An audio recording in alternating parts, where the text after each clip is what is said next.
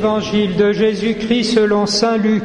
Parmi ses disciples, le Seigneur en désigna encore 72, et il les envoya 2 par 2 devant lui, dans toutes les villes et localités où lui-même devait aller. Il leur dit, « La moisson est abondante, mais les ouvriers sont peu nombreux. Priez donc le maître de la moisson d'envoyer des ouvriers pour sa moisson. » Allez, je vous envoie comme des agneaux au milieu des loups. N'emportez ni argent, ni sac, ni sandales, et ne vous attardez pas en salutation sur la route. Dans toute maison où vous entrerez, dites d'abord « Paix à cette maison ». S'il y a là un ami de la paix, votre paix ira reposer sur lui, sinon elle reviendra sur vous. Restez dans cette maison, mangeant et buvant ce que l'on vous servira, car le travailleur mérite son salaire. Ne passez pas de maison en maison. Dans toute ville où vous entrerez et où vous serez accueillis, mangez ce qu'on vous offrira. Là, guérissez les malades et dites aux habitants, « Le règne de Dieu est tout proche de vous ». Chers frères et sœurs, en général pour la fête des saints Cyril et Méthode, et je ne manquerai pas à l'usage, on souligne que c'est grâce à eux que les peuples slaves ont reçu non seulement la foi, mais aussi l'écriture. Osons dire simplement l'entrée dans la civilisation, peut-être au sens un peu plus noble. Cela nous aide à garder toujours présent à l'esprit cette dimension civilisationnelle et aussi profondément humanisante de l'œuvre de l'évangélisation. Et c'est certainement l'un des ressorts aussi puissants que l'autre qui est d'arracher les hommes à la perdition. C'est d'ailleurs certainement ces racines chrétiennes, cette sève vivante de l'Évangile qui a permis à l'Europe d'être une sorte de sommet de civilisation et de rayonner sur le monde entre ombres et lumières, probablement, mais enfin tout de même. On chuchote d'ailleurs qu'actuellement les Chinois se seraient rendus compte de la chose et sans embrasser massivement la vraie foi, bien qu'il y ait là-bas beaucoup de conversions au Christ, envisagerait de mettre en pratique quelque chose de la doctrine sociale de l'Église.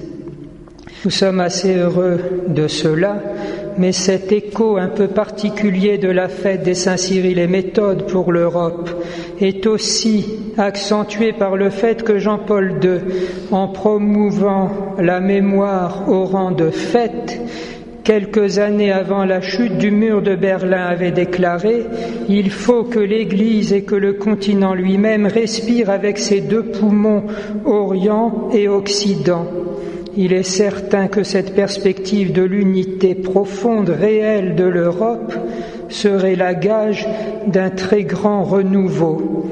Nous prions pour cela, nous assistons aux différents événements d'une construction ou peut-être déconstruction qui peut laisser perplexe et en tout cas appelle notre mobilisation.